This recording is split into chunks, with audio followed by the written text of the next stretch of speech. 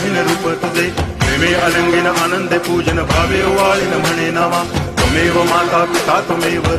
बंधुश्च सखा त्वमेव विद्या करुणं त्वमेव सर्वं मम देव कायेन वाचा मनसेन्द्रियैर्वा बुद्ध्यात्मना वा प्रकृति स्वभावात् करोमि यद्यत् सकलं परस्मै नारायणायति समर्पयामि अच्युतं केशवं रामनारायणं कृष्णदामोदरं वासुदेवं हरि श्रीधरं माधवं गोपिकावल्लभं जानकीनायकं रामचन्द्रं भजे हरे राम